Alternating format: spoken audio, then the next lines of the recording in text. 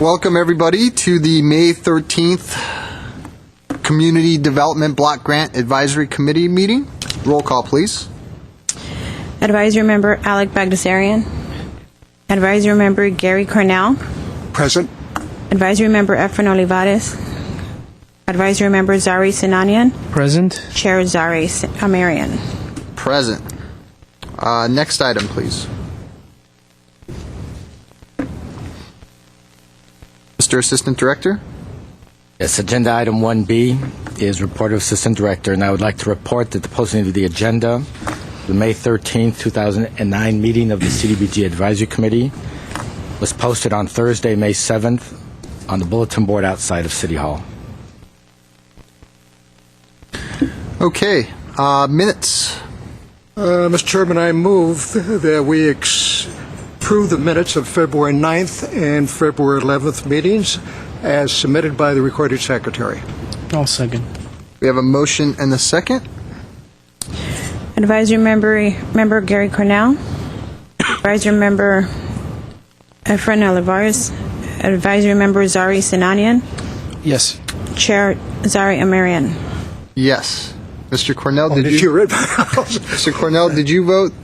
I did. I was waiting to hear my name, but I Let's guess try that I again. missed it here. So, present. Okay. Oh, Yes. Okay, great. Wonderful. So the minutes are approved as submitted. Reports, 3A. Yes, Mr. Chair, item 3A is a report regarding results for the March 24th, 2009 Joint City Council Housing Authority report, which is the meeting where the advisory committee submitted its funding recommendations and requested and received approval from the City Council and the Housing Authority. And so we have this agenda item to give the committee members an opportunity to debrief or comment further on any direction that may have been received as a result of that council meeting. It did give the committee an opportunity to state again the committee's interest in the City Council taking seriously the notion of providing city general funds to help leverage the CDBG funded social service programs in order to allow the agencies better opportunities to meet their needs and the demands for social services in our community. And I think another result from that meeting is a commitment from the council and the staff to ensure that in next year's planning, we do include presentations by the departments for any pre-designated city projects, which we didn't do this year. And so any additional comments on the part of committee members, this would be the time to mention those. Okay, I'll open the floor to my fellow committee members. Do you have any comments on the March 24th City Council Housing Authority meeting? Mr. Cornell? None. None? Okay. Mr. Sinania? I was just encouraged by the outcome. Very good. I have some comments. I was waiting for that. I was very heartened by the fact that the City Council and the Housing Authority saw our deliberations, the process that we went through this year, the manner in which we evaluated the projects, the manner in which we came to our conclusions, and the basis and the foundation of those conclusions, and decided to approve our recommendations as submitted. Something that, as I've been following the CDBG for many years, and the past 3 years that I've been on, hasn't happened very often, if I can remember at all it happening. So it's heartening that there is a way to do this correctly, and there is a way to do this efficiently, and I would just say a great job by the staff, and also to thank the public for the manner in which they supported our recommendations, and how we avoided this year some of the controversy that we saw in past years. I think it speaks volumes about the process that we went through, and I hope we can continue doing that in the future. Very good. Agenda item 3B, receive report regarding summary of third quarter performance reports for funding year 2008-2009 social service programs. Yes, Mr. Chair. Actually, this report and the two reports that follow are intended to be primarily informational. You notice we don't require any action, so it's primarily background information, so they should be relatively quick to get through. And as you'll see on the agenda, we do have 3 action items that we would need to spend more time on. So very, very briefly, we have provided you with a copy of a summary of the third quarter performance reports for the fiscal year 08-09 social service programs. As you know, our department requires all of the agencies that are funded to submit quarterly reports on the status of their performance in terms of achieving their service level goals and achieving their outcomes, and also to track their expenditure rates. So it's a very helpful tool for us as staff and for the advisory committee to know that the programs that are funded are being effective and serving the community. So that's what this is. It's a third quarter. Obviously, the final report will be after June, when those reports are submitted to the department. Mr. Duran, are there any programs, social programs, that were funded for the 08-09 that are missing or short on their outcomes in any significant or substantial way? Yes, Mr. Chair. I'm going to turn that over to Mr. Carrillo. Yes, Mr. Chair, there is no agency at this point that is behind their outcomes or goals. And they may, catch up, of course, at the fourth quarter, but this year we did complete some monitoring, and everything seems to be checking out pretty good and running smoothly. Okay, very good. Thank you. 3C, which is receive a report regarding the status of capital improvement projects from funding year 2008-2009. Yes, Mr. Chair. Similarly, we've provided a status report on all of the outstanding CDBG-funded capital improvement projects, including the city projects as well as the community projects. And again, at this time, this is purely informational. This report probably would have had more meaning if we continue to have an expenditure rate issue, which we will talk about next. But since we've met our expenditure rate, there isn't as much pressure on these projects to progress more quickly and to expend funds. But they are all at some stage of implementation, either planning, design, or under construction. And so again, this is primarily for informational purposes. If you are interested in a more in-depth discussion of particular capital improvement projects, we could agendize that for the July advisory committee meeting if you'd like.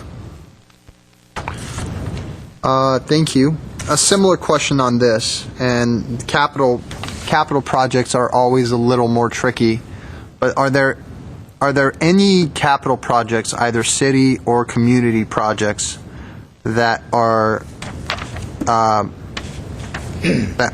currently deficient in some significant manner in their status?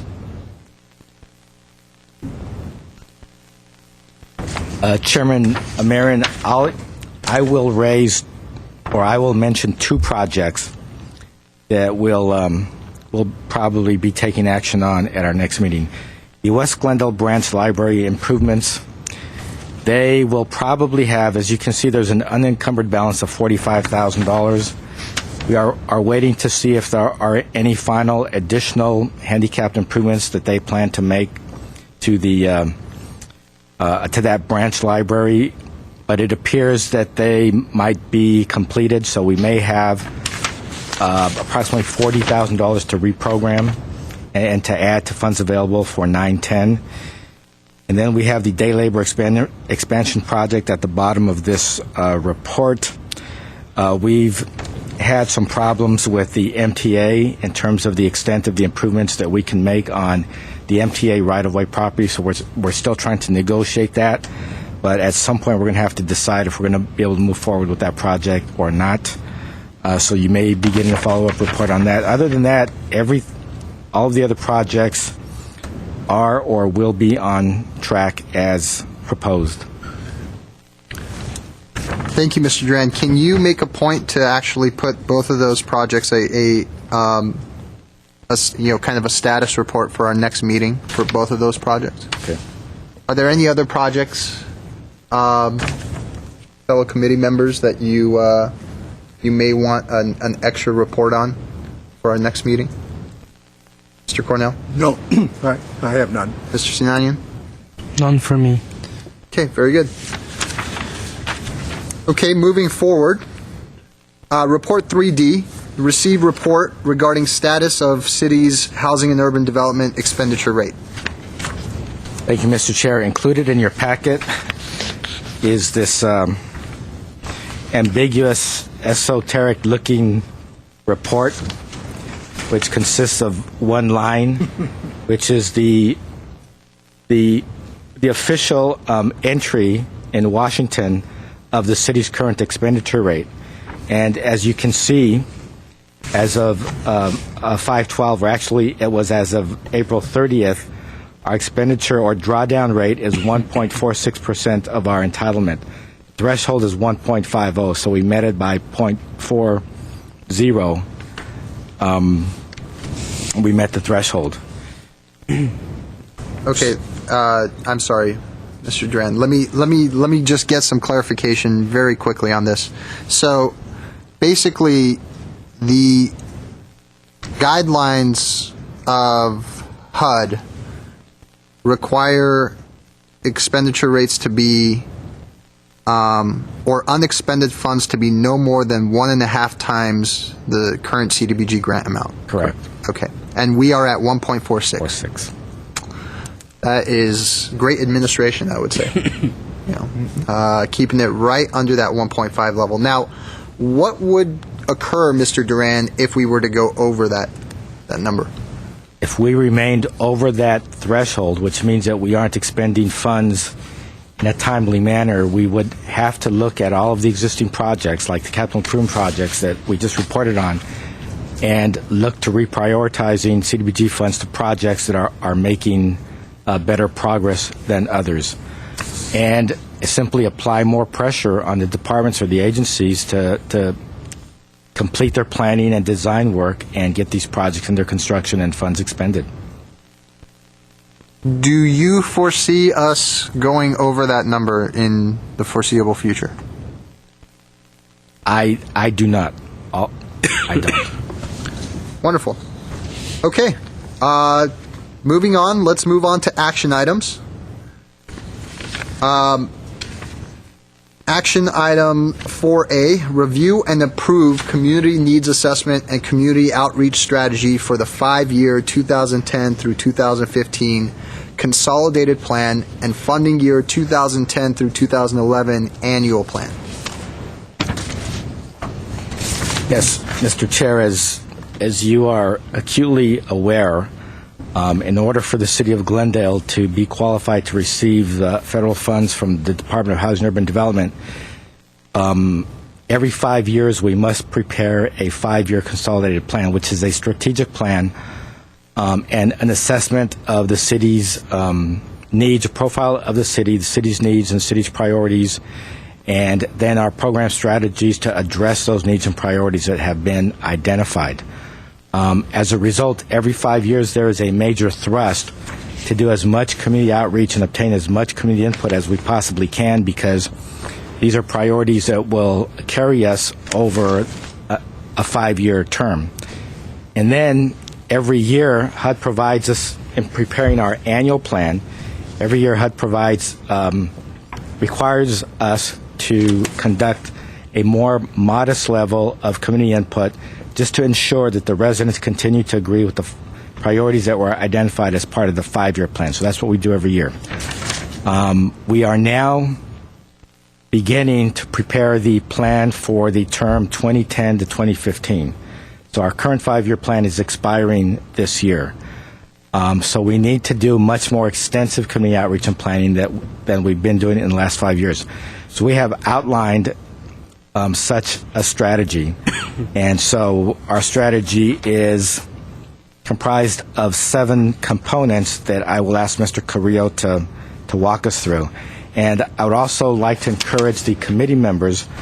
One of the strategies in particular is to conduct one-on-one surveys at community events, to set up a booth, to have staff in the booth, to invite residents to come in and interactively engage them into giving us their input. And it's a pretty staff-intensive endeavor, so the degree to which committee members can help us and work the booths, you are invited to do so. So we have some dates, and if you'd like to join us, that would be great. And you can hear firsthand what the residents are indicating are their needs and their priorities. So I'll turn it over to Mr. Carrillo. Yes, Mr. Chair, members of the committee, we do have the needs assessment summary, and this is just a summary of the strategy that we're looking at for the 2010-2015 consolidated plan. And I'll just really kind of highlight the 7 steps that we're looking at for development of this plan. The first one is a survey, and we developed a multilingual survey, Spanish, Armenian, and English, to identify the community needs of our residents. The first one is going out this week. It's mailed to 3,000 Section 8 tenants to get a feel of the community and what the needs and priorities are. Those will be followed with another 3,000 surveys mailed out to a random sample in southern Glendale to residents to, again, provide us feedback. They're encouraged to return a survey, which you have in your packet, or they can go online. And the best way to go do it is go online at GlendaleSurvey.com. Again, that's GlendaleSurvey.com to get into the survey and provide their feedback to us so that we know what the needs are for the next 5 years. Those 2, we expect to have at least a 10% return rate, which would give us about 600 to possibly 1,000 returns on those surveys. The next step is to continue to highlight and advertise our GlendaleSurvey.com internet web-based survey, and we'll do that via the various newspapers, GTV6, putting out, again, ads, putting out flyers in the community to get people to get online and provide that feedback. The feedback will give you, as a committee, a chance to look at what the needs are and what the priorities are. The interactive meetings will be starting in September. Well, I would say in September is our focus group meeting. And that's, again, where we invite the community to come in and provide in small groups their feedback, their concerns, what the community needs are for the city of Glendale. And we'll follow that up with, as Mr. Duran mentioned, some of the interactive events where we have booths. And those will be on the Great American Cleanup Day, which is May 30th, on Saturday, Cruise Night, July 18th, Movies at the Park, Pacific and Maple Parks, would be in the summer of 2009. And we were looking at least 160, 200 participants in those events. And ideally, it's to get surveys completed and get resident feedback on the community needs survey. The last group would be a focus on youth. And we use youth because certainly that's the large percentage of funds which we've allocated in the past, and we like to certainly get feedback from youth, working with Youth and Family Services Program here at the City Parks and Rec to get a meeting with youth and get feedback on them. The rest would be related to some topic focus groups with a housing group of the Board of Realtors, the different various housing providers of the city, and of course our homeless continuum of care and our chambers. So it'll be more of a specific topic related focus group meetings. All in all, we expect to have at least about 1,000 to 1,500 direct residents provide input in our consolidated plan and priority needs for the next 5 years. Very good. Thank you, Mr. Carrillo. Okay, I assume that we need to have a motion to approve the strategy for the 5-year consolidated plan and for the 2010-2011 annual plan. Are there any comments from committee members before we entertain a motion? Cornell? Yes, Mr. Chairman, I do have one here. Mr. Duran, you were mentioning about the 7 functions citywide that we have, the cruise night and so on. I think one other one that we should keep in mind, and from my participation in the last couple of years, especially by one of our pioneer nonprofit organizations, GHK, and I'm talking about the Taste of Glendale. I always see a very good and enlightened turnout. The attendance is always improved. And I would like to have you take a look at and perhaps analyze that event, maybe add it on to what you already have. I have a comment here on the survey. I know as an incentive you mentioned about the movie tickets and so on. That was part of the incentive that we had, that we used for the neighborhood outreach programs, if I remember correctly. I've attended those a couple of times. And it was good, but we have a lot of competition. And also I see here that you want the response back in a computer-based or per internet. And I have a question there, because unless I can go to established nonprofit organizations like New Horizons and so on, where they have access to the internet, I don't see, or unless they go to the library, I feel very few of the residents that we're trying to get a response back from do have internet capacity. So I have a question on that. Perhaps there might be other visions that we can look at, or other incentives, but I don't see too much getting returns on the computers when very few of the audience that we're trying to solicit and get feedback from do have access to it. Mr. Carrillo, do we have any information on, maybe census information or any information on the availability of internet access in low-income census tracts? Yes, Chairman, Mayor, and Committee Member Cornell. In answer to the first question, we do have some restrictions in terms of community events that we can schedule, because we'd like to be completed with our needs assessment by September 18th, and I believe that the Taste of Glendale is not within that time frame. So when we looked at the calendar, we couldn't schedule that to get input. That's not to say that we couldn't get input anyway and use it for the following year, so we'll continue to consider that. And with regard to the percentage of homes in our community that have home computers, based on data that we've seen, for example, from the school district, there is actually a pretty high percentage of low-income homes, especially if they have school-age children, where a computer is essential, that would have access to the internet and to computers and to complete a survey online. So we are encouraging persons, if they do have computers, to fill it out online instead of the U.S. mail.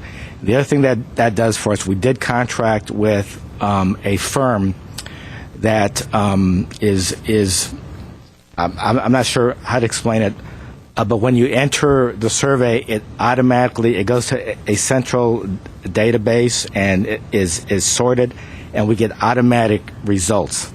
And so that was very attractive to us because we don't have to use any staff time to tabulate the results. It's all done by computer and automatically.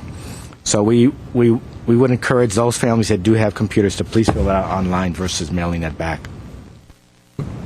Just one last comment, Mr. Chair. I also wanted to add, and I forgot to mention this, that we do have in the surveys, they are written surveys that are going out, and there is a return envelope for them.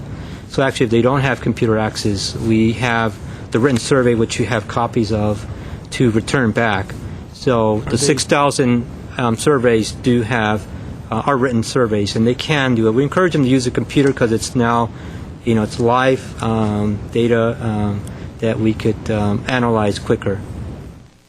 Yes, Mr. Sinanian. Are they post-stamped, the return envelopes? Yes, they are post-stamped. That makes it easier for them to return without having to pay their own postage. Okay. I did get a card, a request to speak on this action item specifically. Dr. Maria Rochart?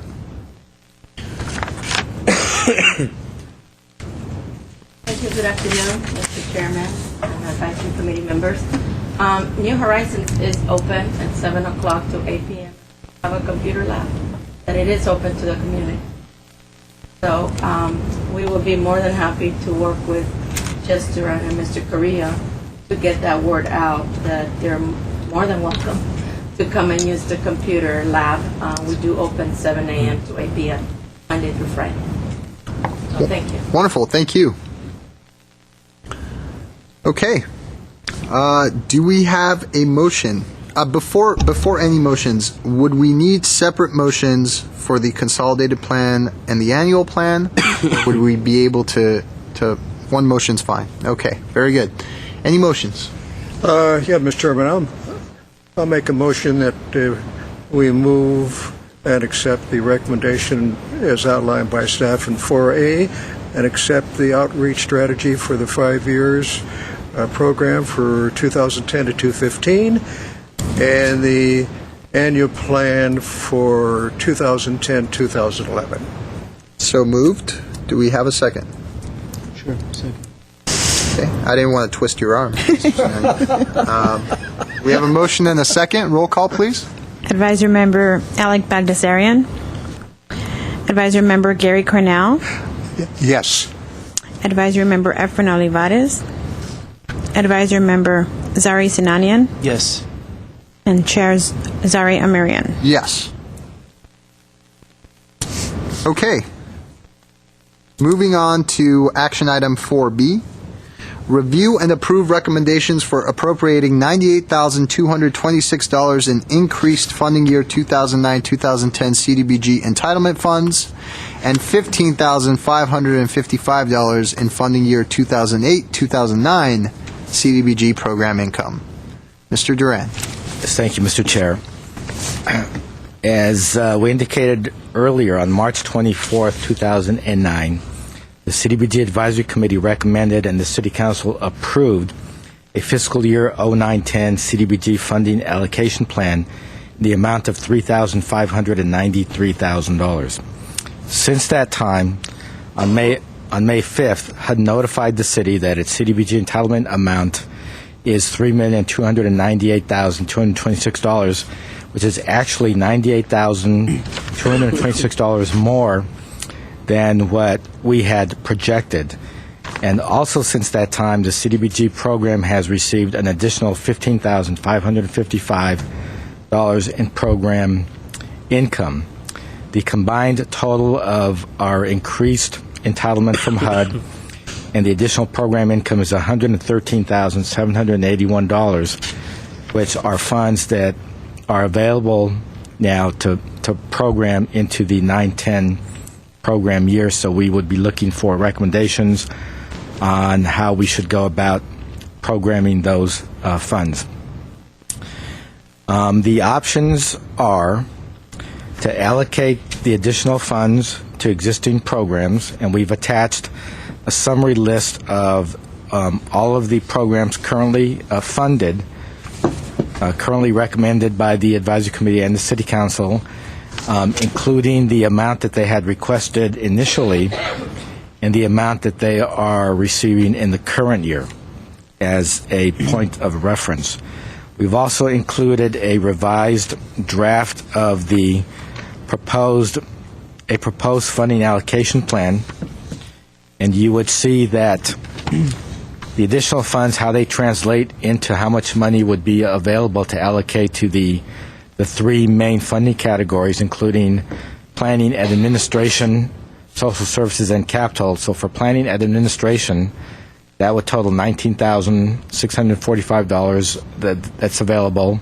For social services, that would total $17,080 that's available for appropriating, and $77,056 available for capital and neighborhood improvement projects.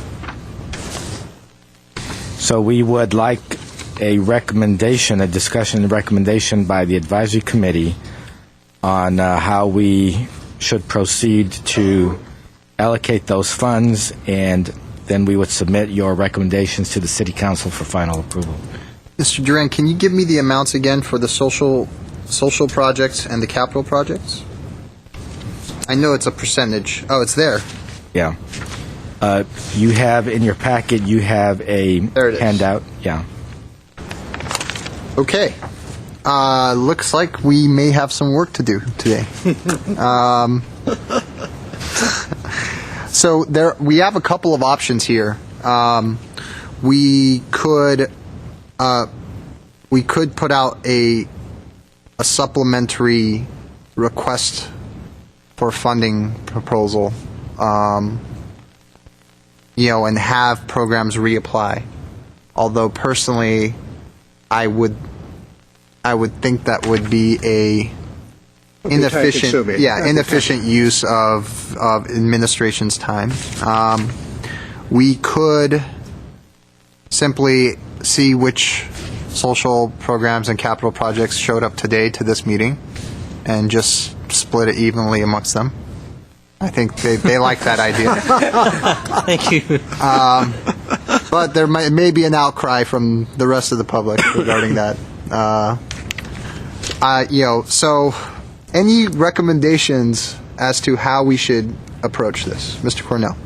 I have a question for the assistant director. Do these recommendations have to be approved by before the new fiscal year begins?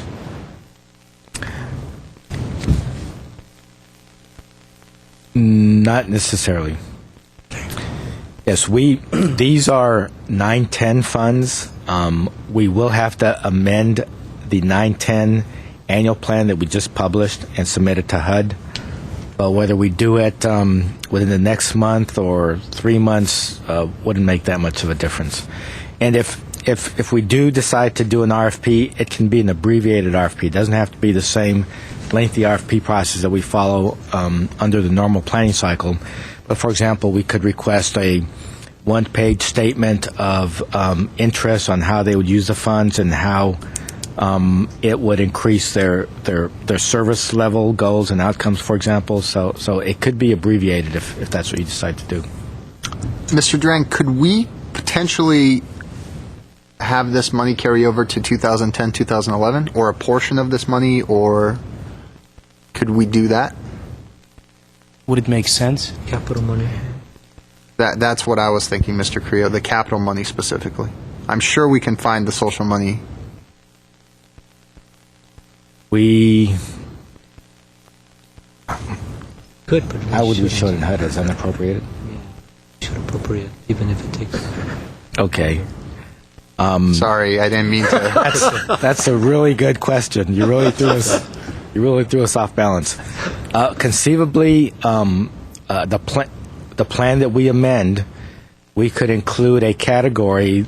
It's categorized as unallocated funds, and so, for example, the $77,000 we can show as, this is our plan, and include it as unallocated $77,000. Then reprogram it as part of the 1011 program. Okay. Mr. Sinanian? I have a question, maybe completely off, but are we still on track to get some of the economic stimulus money this year? That's actually coming up. That's the next item. Yes. Okay, and can we pull those funds together, and depending on the amount of the funds, maybe then the inefficiency of request for proposal makes sense? According to the HUD rules, we're not supposed to commingle the two funding sources. And one reason is because there's slightly different rules and regulations for the economic stimulus funds, as we'll talk more about in the next agenda item.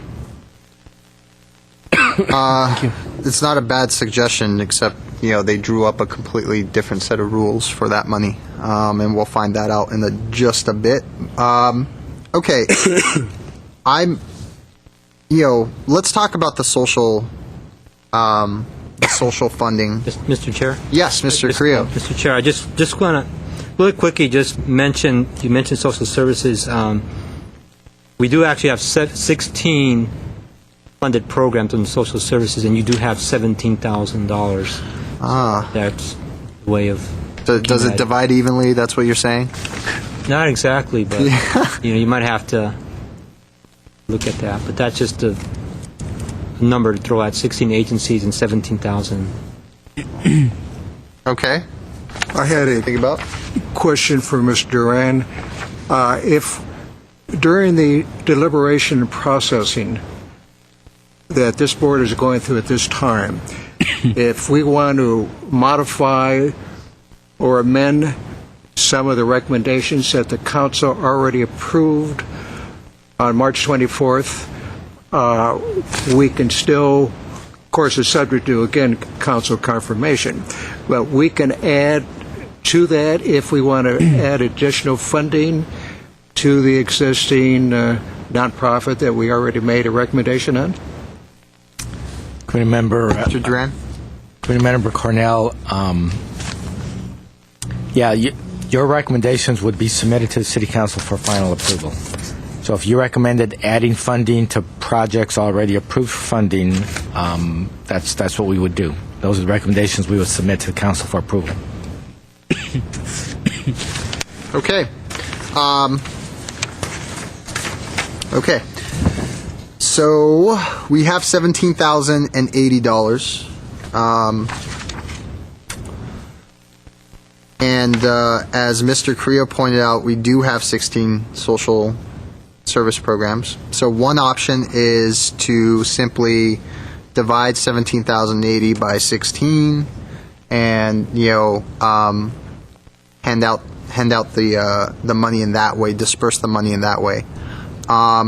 Another option is to actually look at some of the programs that we may have cut from, and try to bring those projects back to a whole. Again, I do want to remind everybody, including my fellow committee members, that we want to keep in mind that even the $17,000, we want to focus on those frontline safety net programs.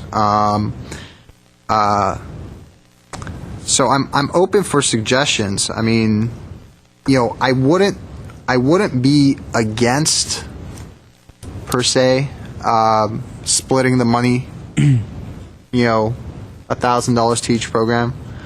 But at the same time, I think looking at some of these programs, we did cut a significant chunk from the youth employment program. I mean, we have some things to think about. So I'm entertaining suggestions. Mr. Sinani, we'll start with you. Mr. Cornell, it's unfair to keep tapping his shoulder first. What do you think? Well, my only concern would be with the amount of deliberation and discussion that would be required to actually determine on each individual program how much was cut and therefore how much should be added on to it. I mean, it's doable, but I don't know how realistic it is given the time frames that we're functioning within. In general, since every program that's represented here basically did not get the full amount that they requested, at this point I'm really inclined towards split. Okay. And I do appreciate the fact that some of the programs are represented here and others aren't, but there could be a number of explanations of why that happened. So I don't want to. Oh, I was just kidding. That's Although going to be in the newspaper tomorrow. It makes sense in You don't know well enough. Yeah. Okay. Thank you, Mr. Sinanian. Just for the record, it was facetious. I was not actually suggesting that we split the money between everybody in the room. Mr. Cornell. What Mr. Sinanian said has good merit, but looking back at our deliberation process that we went through, we made some cuts here for some programs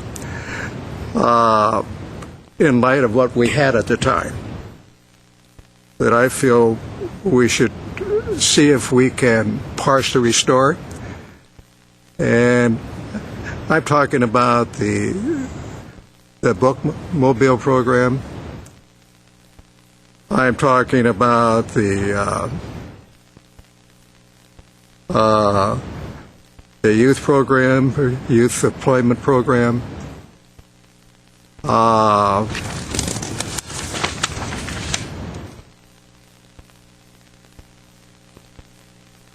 Those two offhand, I would like to see some adjustments made to, as well as the hit that the social programs that the police department monitors, portions of those funds restored.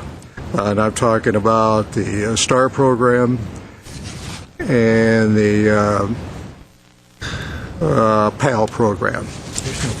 Okay. I'm looking at those programs, the Bookmobile, the PAL, the STAR. They're all less than $1,000. The difference between what we did, their current funding, which is the 0809, and what we recommended for 0910. So, while there was a cut, it was tiny, and I think that split would take care of it.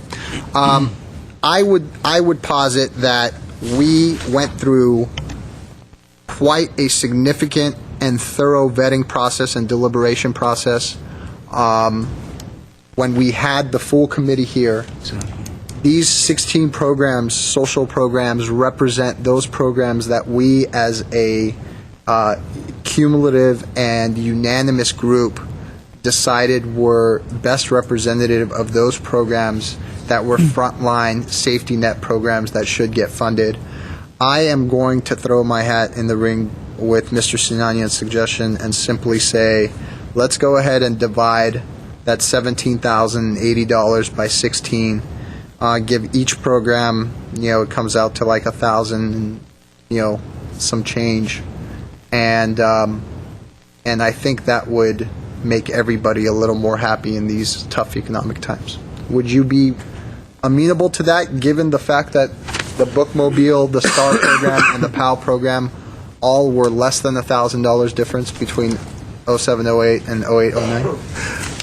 Yeah, I can go along with that. It pretty much brings it up to the funding of last year, and I can be agreeable to that recommendation. Mr. Sinanian, would you like to make a motion to that effect? Yes. I will make a motion to distribute the $17,080 between the 16 programs that were part of the fiscal year 09-10 recommended programs equally. I'll second. Before we get a roll call, what's the exact amount, Mr. Carrillo, that each program would be? Mr. Chair, it's $1,067. $1,067. Wonderful. Okay, we have a motion and a second. Roll call, please. Advisory Member Alec Bagdasarian. Advisory Member Gary Cornell. Yes. Advisory Member Efren Olivares. Advisory Member Zari Sinanian. Yes. And Chair Zar Amirian. Yes. Wonderful. Merry Christmas in May. Okay. Now we move on to, I think, is going to be the slightly trickier one, and that is the capital and neighborhood improvement projects. We have $77,056.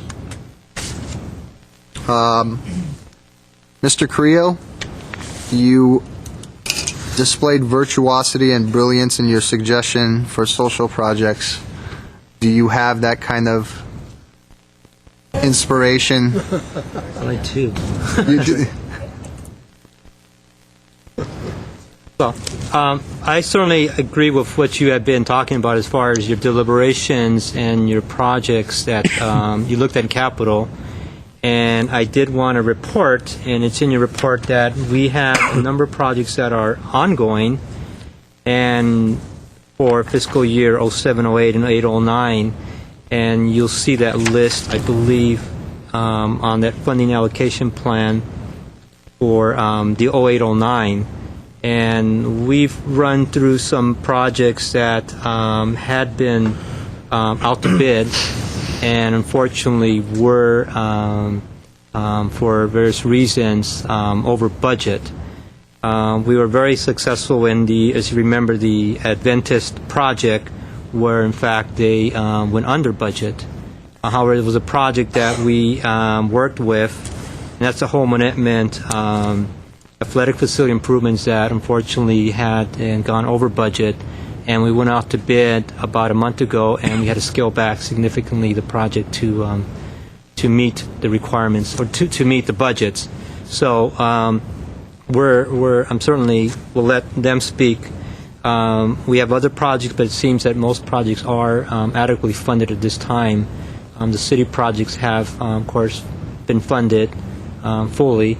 But we did have a number of requests by this agency to speak and request funding to meet shortfalls. Now, again, these were unexpected costs for the agency. These were costs that it's actually between the City of LA and Glendale, and these were City of LA plan revisions that were placed upon them, which we did not know about previously, but I can let them speak if they like on that. Yeah, I would love to hear about that. I didn't know about that. So do we have a representative from the project conversion of the warehouse to cultural athletic facility, Home Knit Man? Please.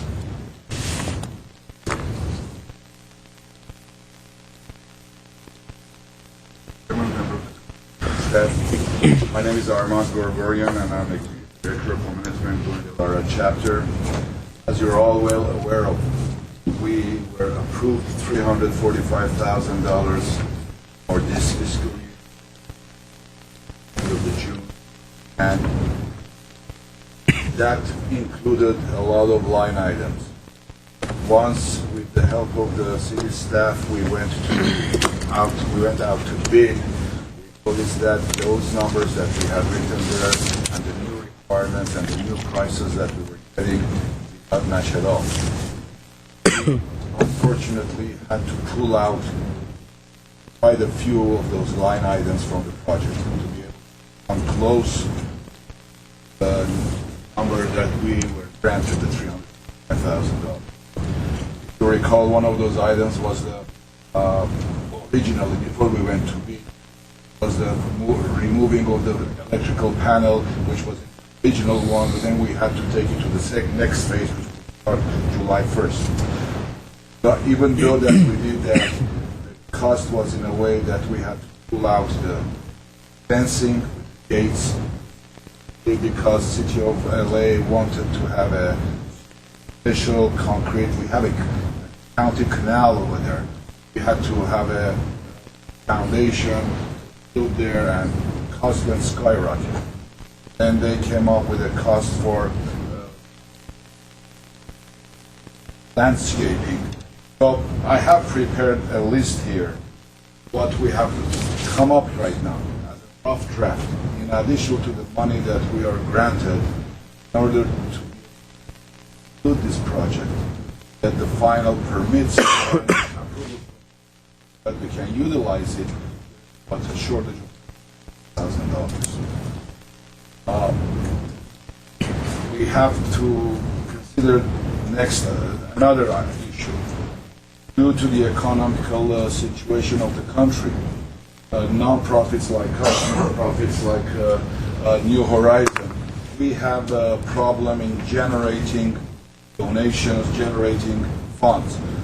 Hence, the fundraiser events that we used to have that would generate so much dollar amount are maybe 5 to 30%. People that would donate us regularly, they are out of job themselves. So we are losing money on that end also, because we were hoping that we will be able to allocate some of our funds into this project and be able to conclude it. So we are at this stage, we are going forward. The first phase, what we were approved, will be done by the end of this fiscal year, minus those items that we pulled out of that project, because the project does not need to get new approvals for this. The second phase, which you allocated to us, we will be able to immediately, as of July 1st, go out to bid and start that project and conclude that. So if you get, the only issue that we will have is not having enough money. Mr. Grigorian, so you're ready to construct, is that what you're saying? We are in the construction. Oh, you are in construction? Actually, Mr. Chairman, I was also charged with our board to officially invite your committee, all of you, and the staff, of course, you have seen it, to come and visit us, come to visit the site and see what we're doing there and where we're trying to get to. It will be a pleasure to have you there, because it will give you a better idea what. Very good. And then you said that you had a list for us. Can we see that list?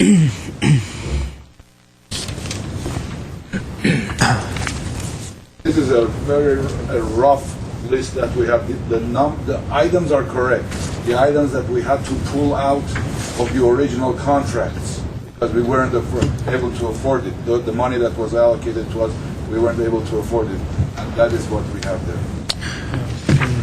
Yes, Mr. Sinanian. Mr. Gorgorian, you said the shortage is approximately $215,000.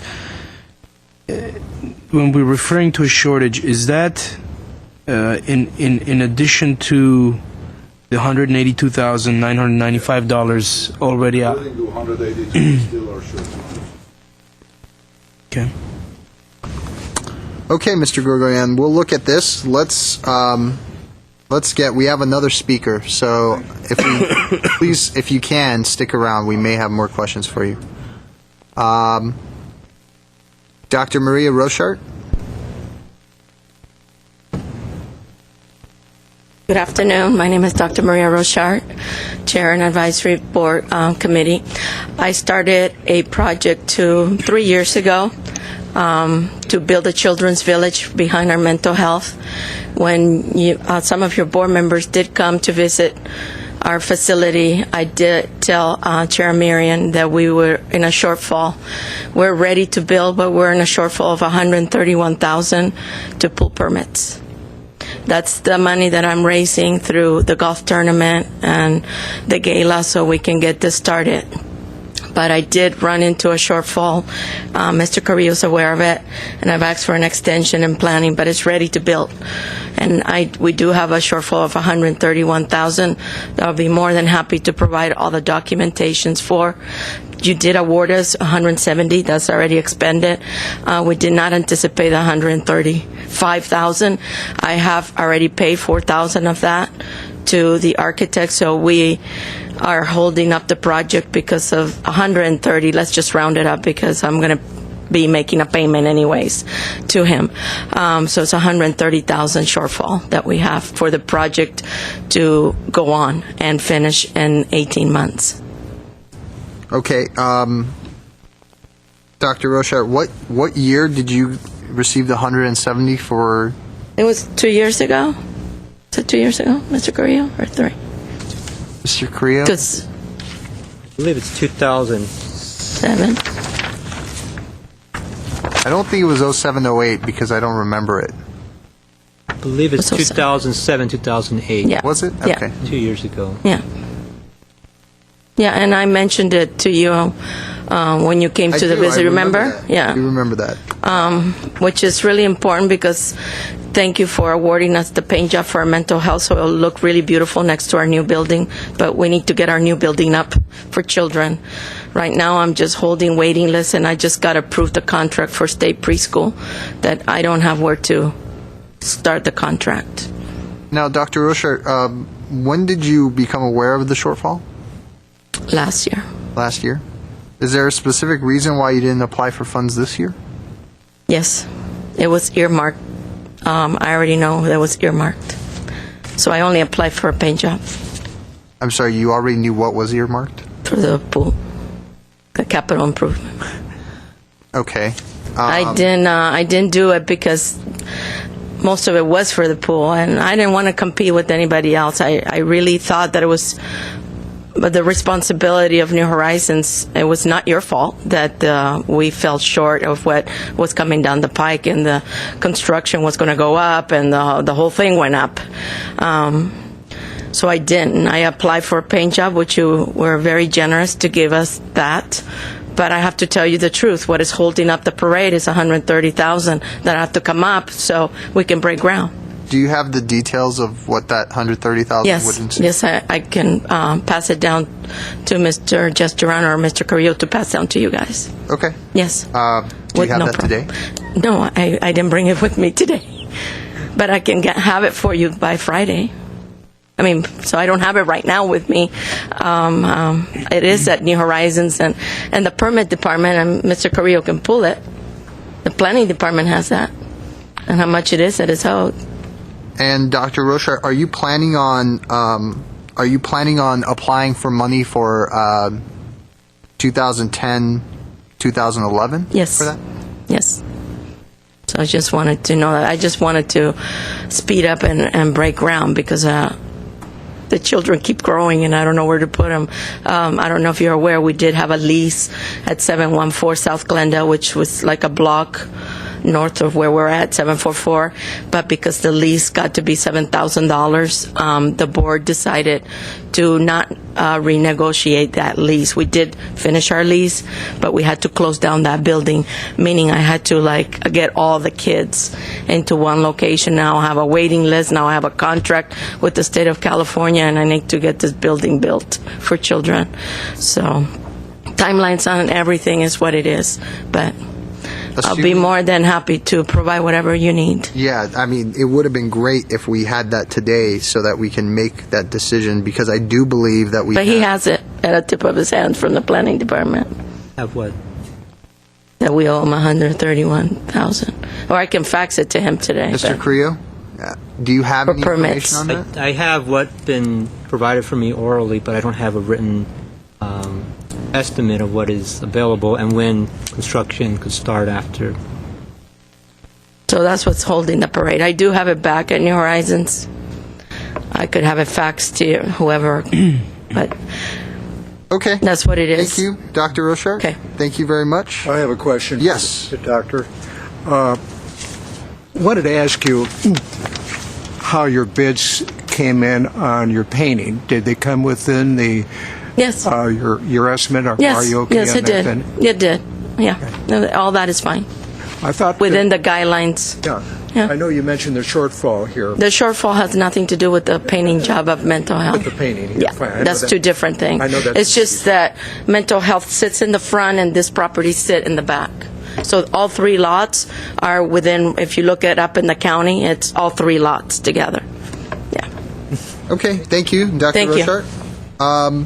Okay, Mr. Carrillo or Mr. Duran, I need some help here. So, on our reports where we have reports about funding expenditure and any type of status deficiencies in projects, and I asked you guys, are there any projects that are outstanding, and you gave me 2 of them.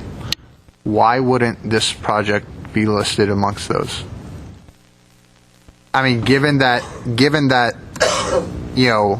there's a shortfall, but they've expended $170,000, but there's $130,000 shortfall to complete the project, why wouldn't HUD be aware of that?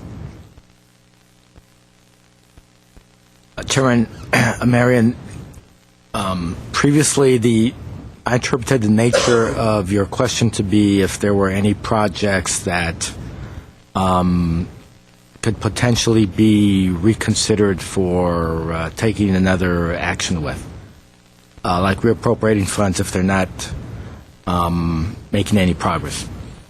In terms of projects that are making progress and are stalled for one reason or another, that would be a different question and a different list. And those are projects that we could request a more specific status report on, either under a report or under an action item. As you know, we don't have a specific action item today to review specific existing capital projects, but to request recommendations on how to reallocate the extra CDBG funds. So before today, was your office aware that New Horizons was $130,000 short on this specific project? Well, yes, Mr. Chair, we were aware they were working on fundraising for not only the permit and design costs, and we don't know what cost is design and what cost is for building permits. That's something we can get.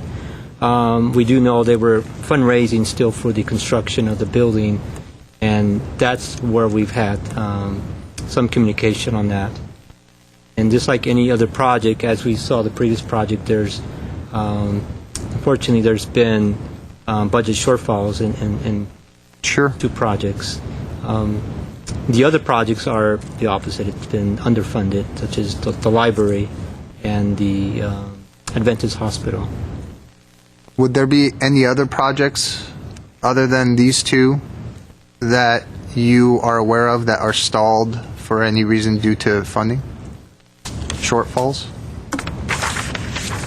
Let me rephrase that and maybe clarify. Are there any projects that we have funded in the past 3 or 4 years that are not completed, that should have been completed, or have gotten underway and have fallen short that you are aware of?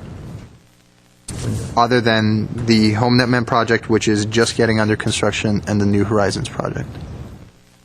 Mr. Chair, there are no other community projects that we are aware of that are experiencing shortfalls or are stalled for any particular reason. Now, experiencing shortfalls is in our business is a relative term. I mean, HomeNetMan is indicating that they've experienced shortfalls, and it's very recent information. This whole discussion is a very recent development because we learned last Wednesday that we had $98,000 extra.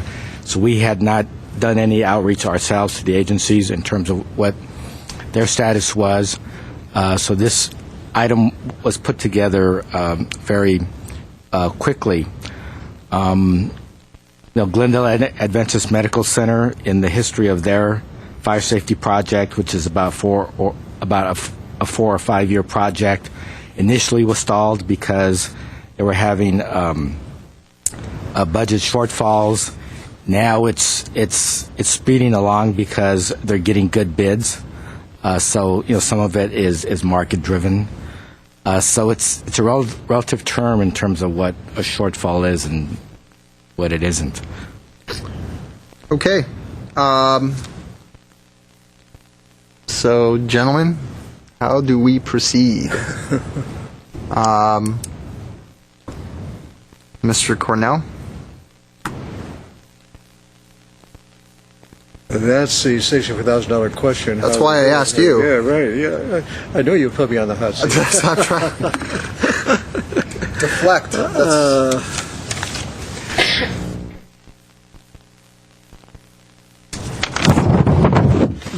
I have a question. Mr. Durant, on this funding,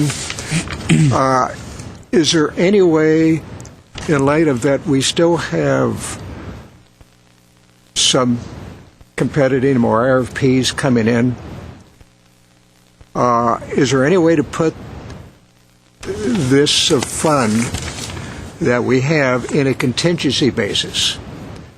So if the same case presents itself as what New Horizons mentioned, maybe perhaps not in that dollar volume, but comparable, that we have this amount in contingency that we can have to be able to work on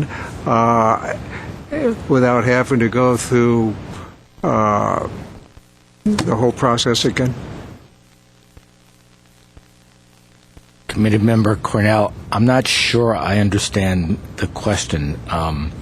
It has not been our practice to maintain a contingency fund throughout the year in order to be able to assist agencies that are experiencing shortfalls at any time throughout the year.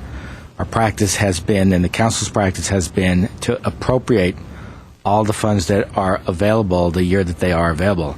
In fact, that's direction that we've received from the Advisory Committee in terms of when we know that we have unspent funds or surplus funds, that you guys want to know right away to get that money back out. And so that's been our practice. It's also not our practice when we approve projects to include extra funds that agencies or departments could put in a contingency in case they need the money, because you could probably rest assured that they will be tapping into that contingency fund, so then it doesn't become a contingency fund. So that hasn't been our practice. Mr. Duran, other than the normal accepted contingency that would come with any capital project, right? I stand corrected. Okay. Right. I just want to make sure it's like, oh my God, we've been doing this wrong for the past. Right. No. Okay. That's a very good point. In fact, we do recommend to the agencies that when they submit their proposals to submit to you for funding approval, that they build in is it a 10%? A 10% construction contingency in their project budget. So we do that. Okay. Mr. Sinanian, any thoughts? Mr. Chair, Yes, Mr. Duran. I'm sorry, Committee Member Sinanian, please excuse me. I'd be curious to know from the two organizations that have spoken how soon they would use this money, or what would happen if the funds became available 2 months from now versus today. Sure. Okay. You know what? That's a pretty good question. I'm thinking, Mr. Duran, is it maybe in our best interest to talk about action item 4C and then come back to this specific item 4B, and maybe we'll get some clarity on how the stimulus works into this as well, or Chairman Marin, we could certainly do that, and you might be onto something. There might be a linkage between the needs of what sound to be a shovel-ready use or need of funds, and the goal and the intent of the economic stimulus program. Can we hear the response though, in terms of what will happen if they get the money in 2 months as opposed to now? In the short version of the response. Here's some of those organizations.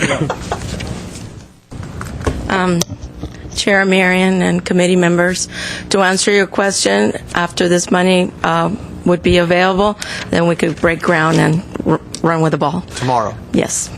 But if it became available in 2 months, would, other than delay the breaking of ground, Right. would it? Then we have to talk to planning, Oh, to the permits. The permits are ready to break ground. okay. So whenever this is available, if it's in a month or two, you will be all invited to a breakfast in dirt, and you'll be shoveling, and all your pictures will be taken because the village will start for children. Thank you for this opportunity. Thank you. Mr. Gregorian? Mr. Chairman, members of the committee, we are already in the construction. The difference is that if we don't have enough funds, then we have to, after we spend this portion of it, then we have to stop and look for the funds. So Would a let's 2-month delay say cause a if we don't stoppage? get the if we don't have the additional fund, we cannot have the fences, we cannot have the wall that the city wants, we cannot have the landscaping. If we don't get those landscaping, we will not be able to get the permits, the finals. So we are in the process already. The money that you allocate will be spent immediately. I understand, but if a 2-month delay would it cause a stoppage in the construction? From what you know, 2 months, you're talking about May and June? No, because for May and June, we still have that portion that we have allocated. We have gone out to bid, and we have the contractors who will be still doing that. Our civil work, it was 3 portions, the 300 for civil, air conditioning, and the athletic equipment, and the flooring, and all that stuff. The civil work has told us today that they have 2 to 3 weeks to finalize it. Immediately, it'll be the HVAC and the flooring and everything else. So, no, we will not stop now. But if at the end of these 3 phases we don't have the money, then we will stop. okay. What's your current plan to address the $215,000 shortfall? Were you going to apply for 2010, 2011 funds as well? We had to. Okay. The problem will be that then we have to get into negotiations with the city of Los Angeles to be able to get a temporary permit or something to be able to use it. And I don't know if that'll happen or not. Okay. Thank you both. I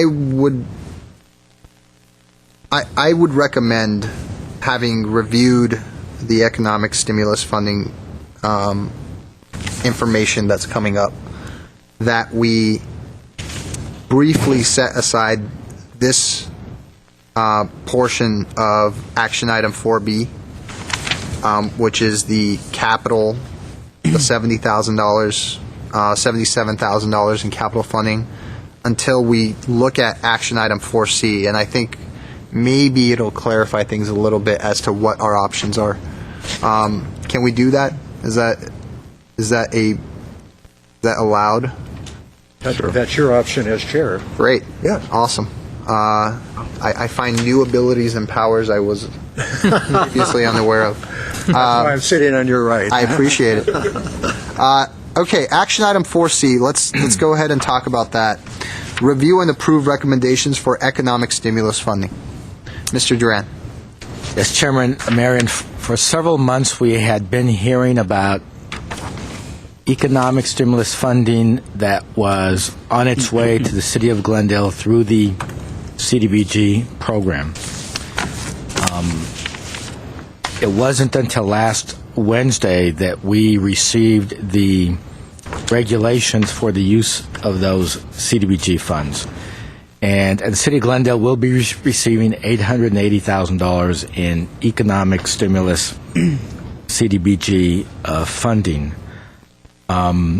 Unfortunately, well, there are 3 guiding principles with regard to the HUD economic stimulus funds, and they're the same guiding principles that the President has mandated to all of the federal departments that are presiding over economic stimulus funds, including Department of Labor and Human Services and the others. And those are accountability. So you have to have accountability systems in place because these funds are going to be monitored and regulated to death. Transparency. The community has to know what we are doing with these funds at all times and has to be involved to the degree that it's allowed given the time constraints. and of course, rapid deployment of the funds. The idea is to fund projects that will put people back to work and stimulate the economy. As a result of that, per the rules and regulations, HUD is the inferences are that HUD is expecting, for the most part, shovel-ready infrastructure projects or public improvement projects. Whatever projects we fund with economic stimulus have to start construction by December 14th? 16. By December 16th. Otherwise, HUD will make a finding and could recapture those funds. So it needs to be projects that are underway, out to bid, completing design, projects that won't incur any delays that can be foreseen, and construction projects, of course, that will get people to work on construction projects.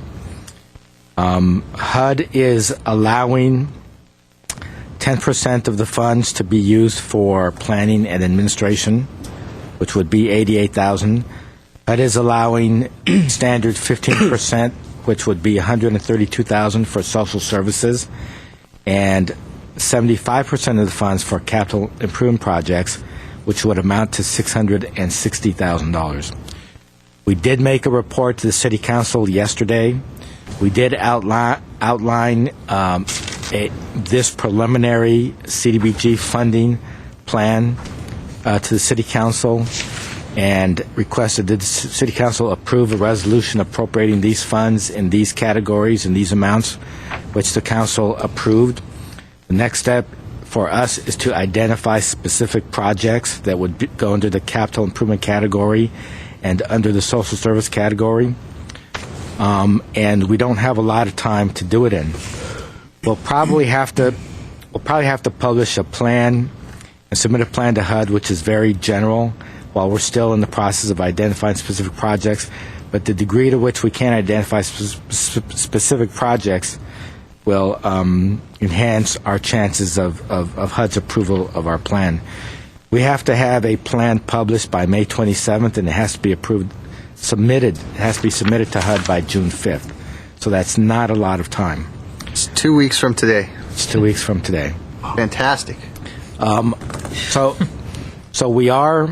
we will be meeting with city departments to request a list of potential shovel-ready projects that still have to meet all of the regular CDBG eligible criteria. They have to be projects located in the low and moderate income neighborhood, or projects that will serve low and moderate income persons if it's a community center. The funding, even though the regulations are slanted towards public improvement projects, community capital improvement projects are just as eligible if they're shovel-ready and if they serve low and moderate income persons, which, of course, all of our projects do. So we are interested in comments and input from the advisory committee that we can forward on to the City Council with the final plan. Okay. Wow. I thought it was going to be an easy type of, nice sunny May day. Hi, everybody. Everything went well. No, more money is good. And I certainly do understand the necessity of stimulus funding to be used immediately. Otherwise, it wouldn't be a stimulus. So we have no idea today as to which city projects would be in the shovel-ready state. No. Okay. And when is our next scheduled meeting, Mr. Duran? The next scheduled meeting of the CDBG Advisory Committee is July 15th. Okay. And so would that meeting be too late in order to discuss specifics? Yes. Fantastic. Okay. So tell me, Mr. Duran, if we don't know which city projects are shovel-ready and July would be too late for us to talk specifics, at what point would this CDBG committee be making any type of specific recommendations to the City Council? Yes, Chairman. Marin, what this amounts to is that for the most part, we are going to have to rely on the City Council to approve a proposed plan. And the plan will probably consist of one or two city capital improvement projects, maybe a community capital improvement project subject to your input or your recommendations that we would present to the council to incorporate in the city's plan. And we also have to develop recommendations for social service programs to fund with the economic stimulus funding.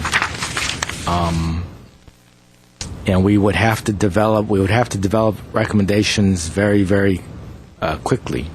So the direction or the input that we are seeking from the advisory committee is probably more general in nature than it would be in terms of specifics, unless you add something real specific today. I do. Obviously, this committee is here to assist the city council in vetting through some of these projects. Wow. Okay. Here's what my thinking was and why I suggested that we kind of talk about this economic stimulus funding. Obviously, we've got a deadline here, and while I think that we would be providing, by the end of this meeting, we will be providing a general idea of what we think should happen, and have City Council then hammer out the details. I think there's a unique opportunity for us in having familiarity with these projects to maybe recommend strongly some specific projects that would be shovel-ready and would meet the requirements of these specific funds. And I would say that the $77,000, while Mr. Duran very clearly told us that we don't want to commingle that money, we could think of that $77,000 in capital funding in a very similar manner. Even though we would be making separate recommendations for that money. So my thought process here, as far as the capital aspect, is given the fact that we have two community projects that are currently short in funding, I would say that we pre-designate some of this this community development block grant -R money. Specifically say to the council, we have two projects here that are shovel-ready, pending, of course, submission of the details.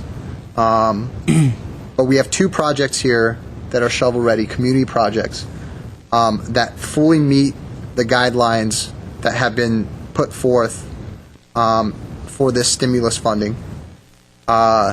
Let's set aside that money, $215,000 and the $131,000, pending that all those details pan out, and then allow the city council to hash out the rest of the money in detail with the city projects once they get an idea of which city projects are shovel-ready. And I think in that way, we would be fairly approaching the community aspect, these projects that we've vetted fully in the past, that have received CDBG money in the past, to make sure that the city council understands that this committee believes that those programs that are shovel-ready should receive some of the stimulus money. What do you guys think? I support it wholeheartedly because given the realities, given the time frame, given the lack of information, the specificity that we have right now, all we can rely on, at least from the the public aspect of it, and in the absence of a renewed RFP process, are the two programs that are shovel-ready. They are in need of funds, and short of the department, Mr. Duran, Mr. Krios telling us that they don't fall within the boundaries of set by the HUD for the stimulus package, I think that's the way we should proceed. Thank you, Mr. Sinanian. Mr. Cornell? Yeah, I pretty much have the same take as Mr. Sinanian. I like that. It gives our process, gives our take, that we're just not standing by ready for the council to dictate, but we're here to advise and consent to council our take on this, and I pretty much agree that that would be in the right direction according to what's presented to us regarding the stimulus package. I would like to see that for both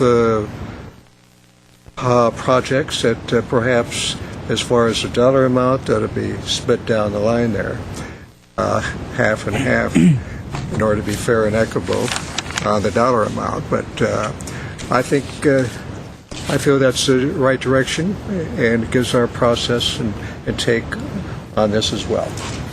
Okay, Mr. Cornell. If I may add something, the caveat would be that both projects would have to submit the proper documentation. That would be, to back their request. I would not vote for any motion that did not include that specific portion. We would need to see, we would need to see the details, obviously. As far as splitting it down the middle, we're talking about $880,000. Obviously, all of that wouldn't be used for these two projects. And I think kind of taking the monies that both of these projects have come forward and said that they need, being $131,000 roughly, and approximately $215,000. I think that's about $340 some odd $1,000, which is less than half of that $880,000. Exactly how much was the capital funding aspect of this? Mr. Chairman, Marion, if we use 75% of the funds, that would total $660,000. If we set aside $215,000 for the Home Amendment project and $131,000 for the New Horizons project, which both total $346,000, that leaves $314,000 available for city capital improvement projects. If I may interject for a second, of course that doesn't take into account the $77,000, which, I'm assuming things, of course, that goes to these two projects, would give the city an additional $77,000. That's not a bad idea at all, actually. Okay, so let me get some consensus here. Assuming that we were to say that we have obviously reviewed both of these projects, we know that they were projects that we awarded monies to in the past, and that past committees have, and that past city councils have approved. If we were to take that money, let's talk about that $77,000. If we were to take that money and go ahead and split that money between New Horizons and Home Amendment, and then the balance, draw it from the CDBGR, would that be a potential suggestion that we could make to City Council? Obviously, they would be two separate motions. We would be saying the $77,000 separately, we're splitting in half for each organization to make up this shortfall.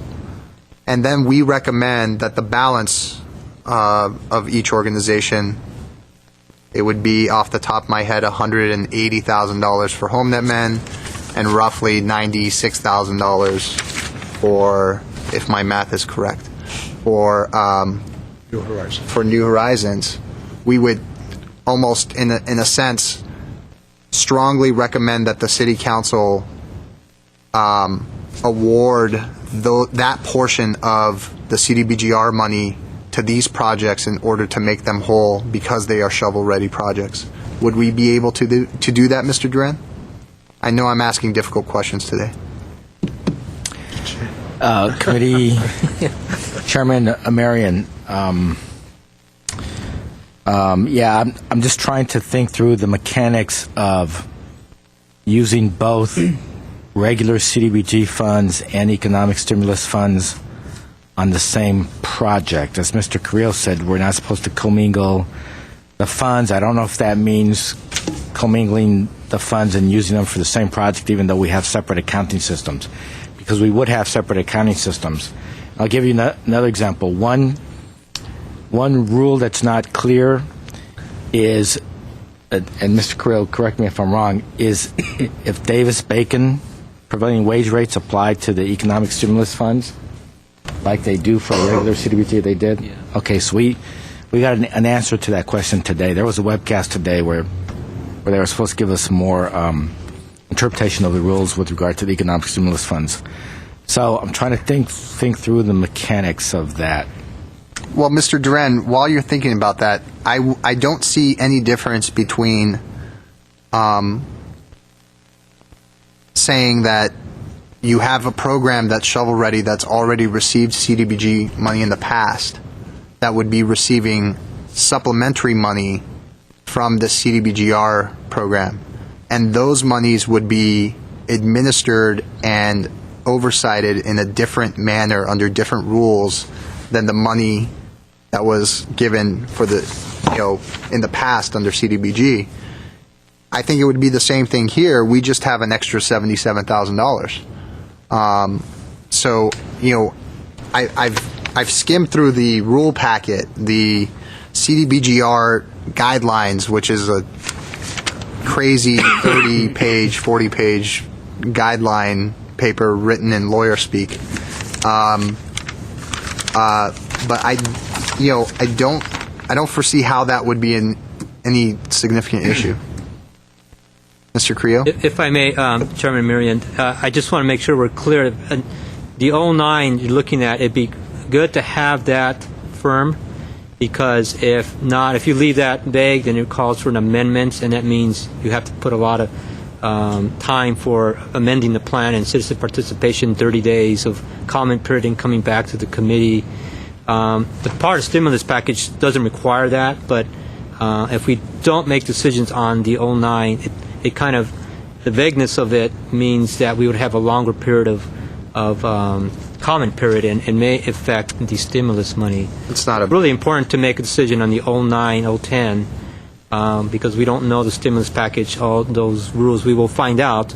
I would be confident that we should be able to make that determination within a week and find out if there is no commingling, which I don't believe there is per se. But again, it's best to check with the HUD office and get that resolved.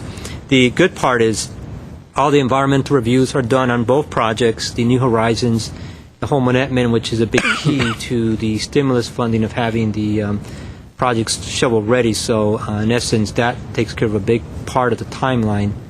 But I do think that 09 needs to be firm, and then we can clarify the stimulus funding. Mr. Duran? Yes. Chairman Marion, for discussion purposes, we will assume that it is not a problem using regular CDBG funds with the economic stimulus CDBG funds, and that we could fund the same project with both funding sources. And I think that's a pretty assumption. Yeah, I'm thinking through why the reasons we couldn't, and I can't think of a reason, so I'm assuming that we could. I haven't seen anything in the regulations that prohibits us, and I'm not sure what HUD means by you can't commingle. And so that's the definition that we need further clarification on. But assuming that we could, then we can incorporate that as our recommendation if and when we report out to the City Council. I think what Mr. Carrillo is saying is if the Council decides that it would rather prioritize a city project with the economic stimulus funds, and the economic stimulus funds are not available to co-fund or supplement the 77 and CDBG, is your CDBG recommendations still firm in terms of keeping it split between the Home Amendment Project and New Horizons, or does it change if the economic stimulus funds aren't available for those two projects. Yeah, and that's something I think we need to talk about, because now that I think about it, I'm trying to do this in the best way to leave as many as many openings as possible, so that it's clear what our intentions are here. Obviously, let's deal with this 2010 money. We have $77,000, and my initial assumption was to split it down the middle, but here's where I'm worried. We have two projects, one that actually applied for 2010 money and one that didn't. And so I'm trying to anticipate how the city council would look at that, of saying, well, the details for the programs that did apply in the past weren't readily available when you made that suggestion to split the money down the middle. So here's my thought process. We have two options as far as I'm concerned. I think there's consensus here that we want to suggest that New Horizons and HomeNet Men receive a portion of the economic stimulus funding. Correct. There's consensus there. And there's also consensus that in some way, shape, or form, that $77,000 that we have remaining for 2010 should be used to address shortfalls as well. Correct. So I think here's where our two options are, as far as I'm concerned. We could split that $77,000 down the middle, and award that to HomeNet Men and New Horizons. I just have concerns that would seem overly arbitrary on our part, given the fact that we have one project that applied for 2010 funding and one project that didn't.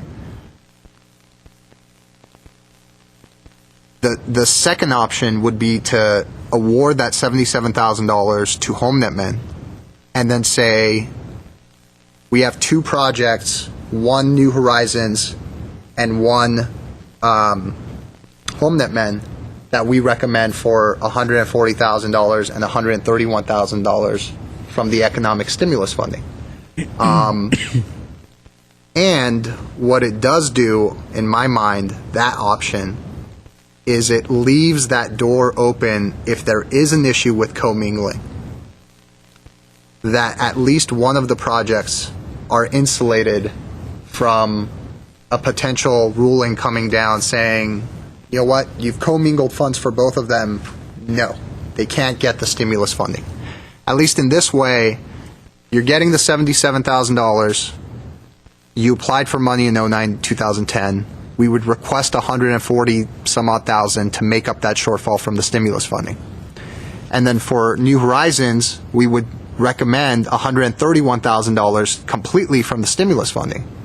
And if there is a commingling issue, at least New Horizons would be insulated from that. I think that's what my suggestion is going to be, because I think it fits the reasoning of this committee and the manner in which we've looked at programs in the past in a better way than just opening the door to criticism that we're just arbitrarily splitting this money down the middle and giving it to two projects. And it acts as a buffer in the case that there is an issue with commingling funds. What do you guys think? I actually hadn't thought of that angle of the commingling analysis, but I think it really does make sense. If to the extent that we understand this commingling concept the way Mr. Duran and Mr. Carrillo understand it, New Horizons would be insulated from this commingling analysis, since this is not a project they applied for 2009-2010. Committee Member Sinanian, I'm not sure, because obviously they have received CDBG funds for their project. Granted, there are 2 or 3 years separating the use of the CDBG funds with the new economic stimulus funds, so I'm not sure how that would be interpreted if the commingling is even an issue. I mean, yeah, the whole thing is moot if it's not an issue. What would be more of a concern for me is for both projects or any projects that we recommend for economic stimulus funding, we have to confirm their shovel readiness. We would have to request additional information to be assured that these projects will in fact be in construction by mid-December. So we'd have to verify, for example, the status from the Planning Division on the approval of the New Horizons project and that their complete funding plan is in place. So once they get their permits, they are ready to break ground. We'd have to confirm with Home and Edmond that they do have bids that are eligible bids and they'd be ready to start construction because we can't take any risks in spending the funds. So we'd have to do that. I'm sorry, Mr. Duran. Listening to you, Mr. Chair, it's almost suggesting to me that if we're not sure, then the safest thing might be to do an RFP for the $98,000, and maybe do an RFP. Come back in July and evaluate the proposals and funding requests, and still, in the interim, recommend that the city and the council consider one or both of these projects as part of the economic stimulus program. And if they receive economic stimulus funding, after we confirm that they will be in construction in December, then the CDBG funds, it might be a nice problem to have other projects that you could fund with that $98,000. Or at that time, we'll have a better sense of how much additional funds they need to complete their projects. $98,000 that you referred to? I'm sorry, I stand corrected. The $77,000. 77. Certainly, that is an option, and certainly is something we can look at. I think what I'm looking at is that the 09-010, similar to the social funding, the 09-010 capital money that we have left over, opening it up to capital projects at this point. I think if people are going to apply for capital money, they'll apply for the 2010-2011. I think it would actually muddy the waters quite a bit more. You mentioned one thing regarding shovel readiness, and obviously we've mentioned, all three of us have mentioned, that this would all be, especially the economic stimulus aspect of it, would be contingent on that. And I think that's another reason why it makes it, it strengthens our reasoning and our rationale for giving HomeNet Men that $77,000 rather than splitting it down the middle and saying, because obviously you're going to provide those documents immediately because they're going to be necessary for the stimulus project. But I think today we can do something here, make that recommendation for that $77,000, and then say, you know what, this is our recommendation for the stimulus money on the capital side, pending the demonstration by both projects that they're shovel ready. Now, I have no doubt that both projects will be able to demonstrate that. I think we should still go down that route. Mr. Cornell, thoughts? I can pretty much go that direction. If it comes to the point, I know Mr. Duran mentioned that we don't have another meeting until July, but there's no reason, if a significant occurrence comes up, that a special meeting can't be called to deliberate this. I had in mind pretty much, Mr. Chair, which the direction that you had. I just had one minor revision. Sure. On that. that I would include New Horizons in this with the provision or contingency factor that if found by staff to commingle or subject to rules that we're not familiar with at this time during the deliberation that may exist, that it would go to the other, but at least have New Horizons in this with the contingency factor to be resolved in the event that it determines that there might be a flaw with New Horizons as far as any contingency as far as commingling.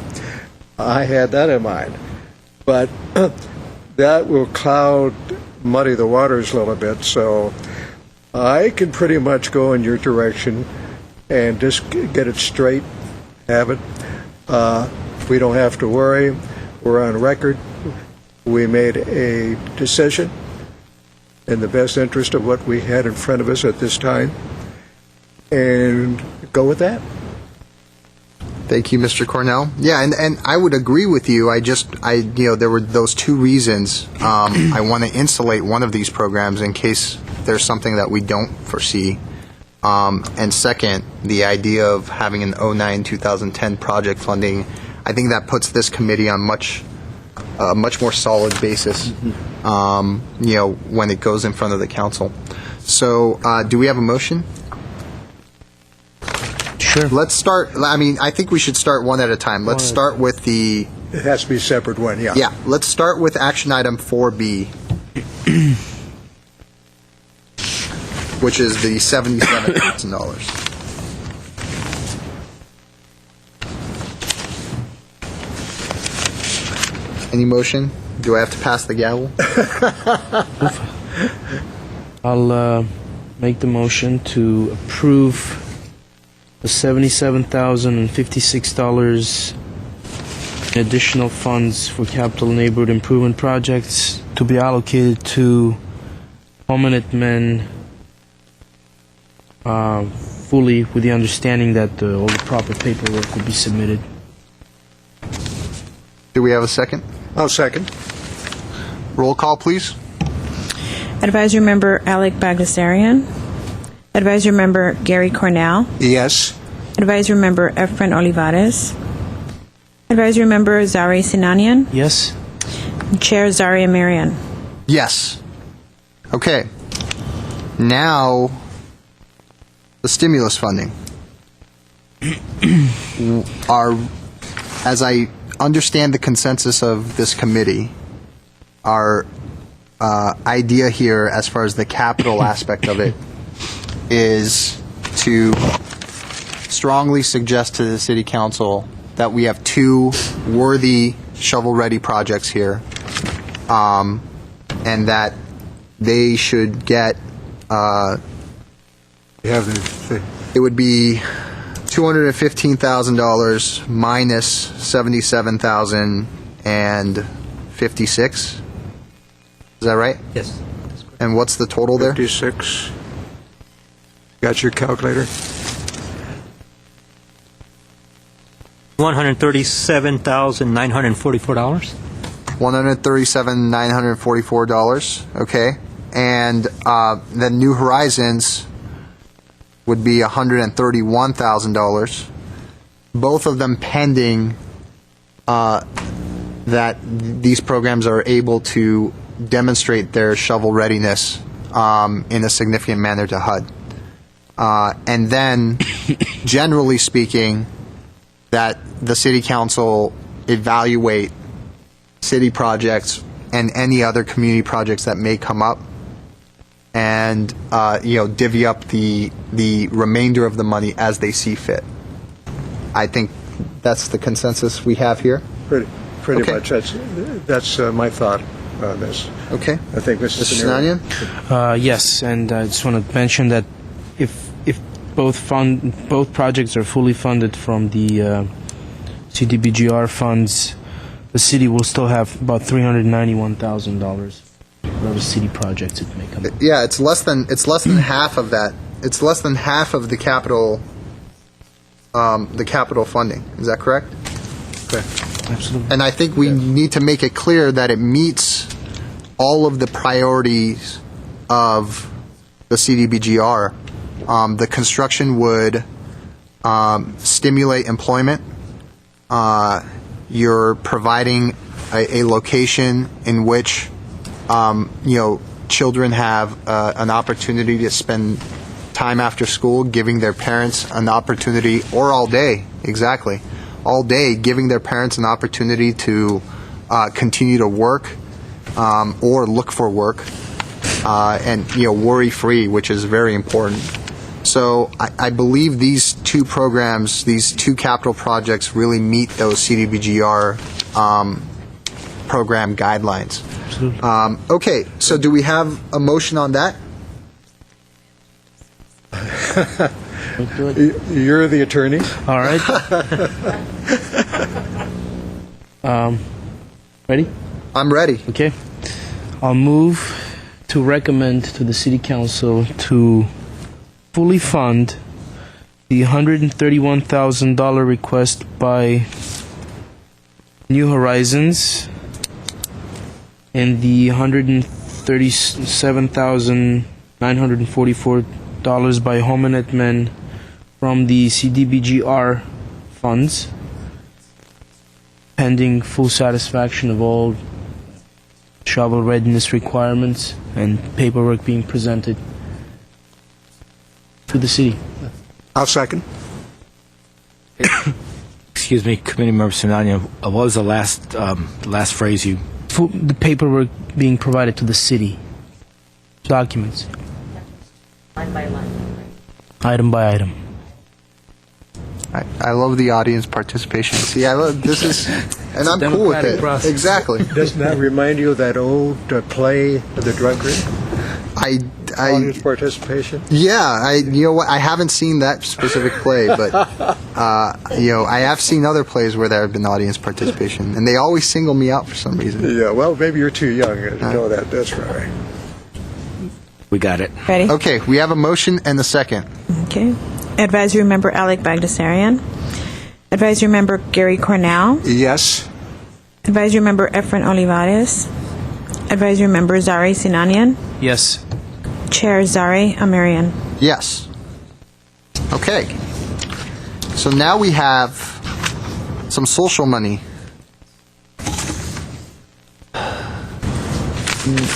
This I wanted to save for last because the economic stimulus funding, this I want to save for last because I think this will be a little more tricky for us to do anything specific with. But I do have some suggestions still. What's the amount of the social funding from the economic stimulus? 132,000. 132,000. Now, with this money, again, kind of divvying this up is very difficult on this part. I think it's even more difficult than the capital projects because, the capital projects, we've got the plans, they're set in place, But there is a project that I do want to make sure to mention, and I think that is the project that we actually cut the most from this year, and that's the Glendale Youth Alliance, the youth employment. Correct. I can't think of a better project for this funding, and I believe last year, if I can get my paperwork in order here. There we go. So they were approved for $80,000, and I think this is a project we can definitely make whole. I mean, an opportunity to actually make a project whole, given what they were requesting. And do you have, by any chance, Mr. Duran, what GYA was requesting for 2009-2010? It's right here. It's $179,000, 958. They requested $179,000, Yes. 958. Mhm. My thought here would be to, similar to how we gave recommendations for the capital funding, to give an equally as strong recommendation for the social aspect, the social funding aspect, to make the GYA whole. And I believe the funding shortfall there is almost $100,000. It's $99,958 between what they requested and what they got. Of course, they were just allocated $1,067. Right, and we would subtract that amount, 1,067. So it'd be 98,809, Oh, yeah. That's right. I think. So that would be my recommendation. I would say we recommend to the city council that we have, we vetted these programs, these social programs, and of these social programs, really the GYA program meets the CDBGR requirements to a T. And I would suggest that we ask for that $98,809 to make them whole based on what they requested, and then allow the city council again, to consider any other projects that they may wish to with the remaining funds. What do you gentlemen think? Mr. Cornell? Yeah, I'm pretty much in concurrence on that. I was looking at the original request here for the funding, and I see it was $179,000 that they had requested, $179,958, almost $180, and we gave them $80,000. Gave them 80,000? 80,000, right, yeah. I pretty much concur on that. It's in line with the criteria as was in the packet here regarding the best case scenario for use of the stimulus money. I can go with that. I can't think of anything more on that.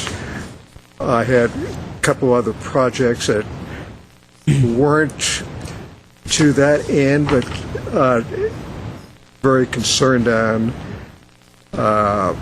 and that was the senior program and the bookmobile. But I can go with the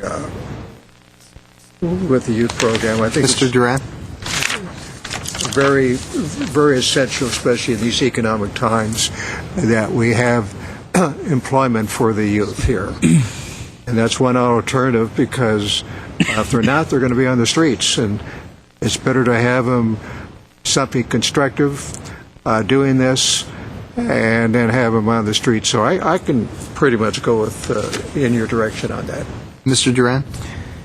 Yes, Chairman, Mayor, and based on the feedback I'm hearing from the committee and the HUD rules and HUD's priorities, I would be inclined to propose a plan for the use of the funds, which would include the $98,000 for the GYA Youth Employment Program and the balance, or $34,000, for other employment programs, and submit that to HUD.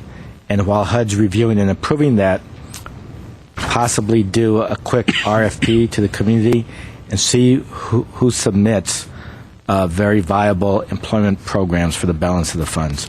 And I think that's the intent of the economic stimulus, to help people get back to work as soon as possible. I have no problem with that whatsoever, and it'll give an opportunity. I think it's good that we picked the GYA for a couple of different reasons. One, it's obviously an employment program. Two, it involves the youth. Given the news we received about Social Security, yesterday, and how by 2037 it's going to be out of money, I want the youth to have something to fall back on. No, And- right? Yeah, exactly. And three, it's a city program. It shows the city that we consider both the city programs and the community programs, without any bias whatsoever. So I would be amenable to that, absolutely.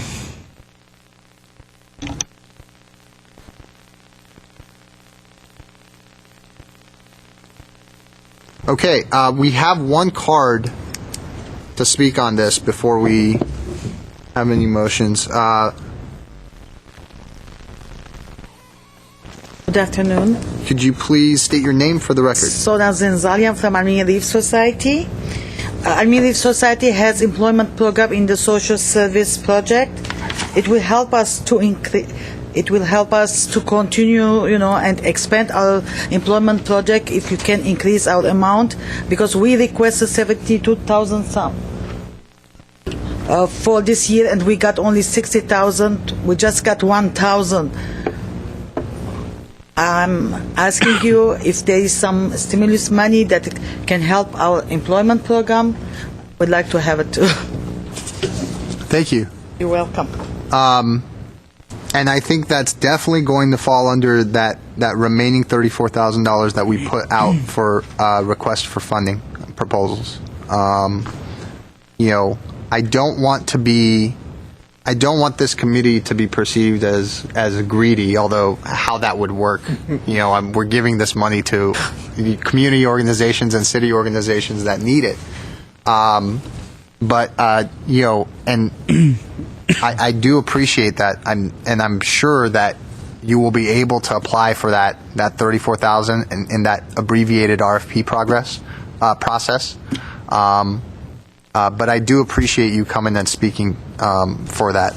So, as I understand here, the consensus is that we recommend that the stimulus funding from the CDBGR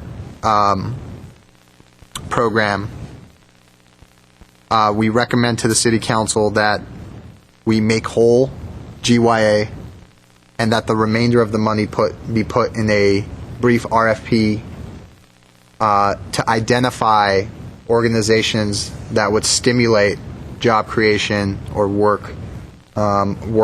employment programs. Am I getting that correct? What was the sum you indicated for GYA? It would be the shortfall. Mr. Creo?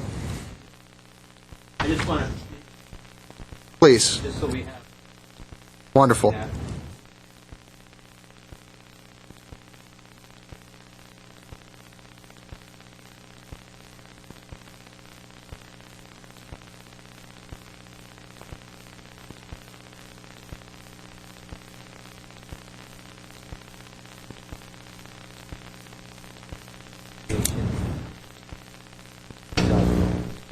Wonderful. How much was the balance? I'm sorry, 33,000.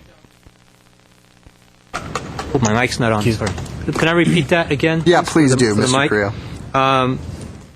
As I mentioned, the GYA would receive $98,891 in the stimulus funds. $33,109 would be available to the community for additional job creation employment programs, giving you a total of $132,000. The additional stimulus funds for youth employment, along with the $81,067, will give a total of $179,958 for youth employment GYA, making them whole in 2009. Okay, very good. Do I have a motion? Yes. Yes, you have a motion. I wanted to get the GYA. That was 33,109. Is that what he said for that? That's the remaining amount. That would be Additional RFPs. That would be the remaining amount for additional RFPs. RFP. Okay.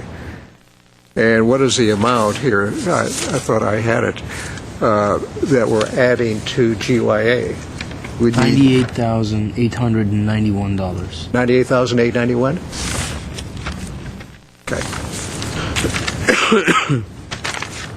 Motion? Should I? Yeah, I'll do. Okay. Moved that we designate the amount of $98,891 out of the stimulus package for GYA and their youth employment, and the remaining $33,109, if my math is correct, for staff to put out for RFPs for the remainder of that amount. So hopefully I got that correct here. I'll second. Fine.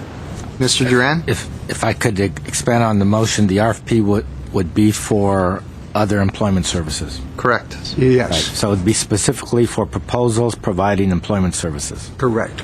Correct. So, yes, I will second that version of it. Okay, we have a motion and a second. Okay. Advisory Member Alec Bagdasarian. Advisory Member Gary Cornell. Yes.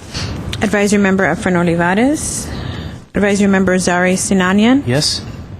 And Chair Zari Amirian. Yes. Okay.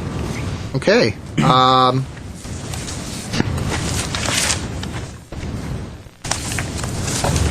Other business? Any other business? Yeah, Mr. Chairman, before we adjourn, I'd like to mention here something that's happening Memorial Day.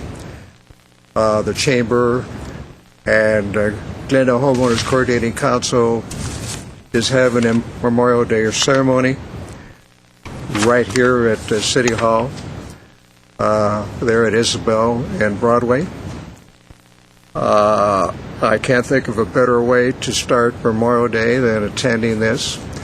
It's certainly fitting for the many men and women that sacrificed for us to be here and enjoy our benefits and rights that we have now. There'll be some flag ceremony. We'll have some commanders speaking. It should be fun. And I want to mention it's right here at the City Hall, Memorial Day, and it starts at 9:30. Thank you, Mr. Cornell. I have no cards for public communication, so at this time, public communication is closed. And No other business, Mr. Chairman, then I'll move for adjournment. I'll second. motion to adjourn. Thank you.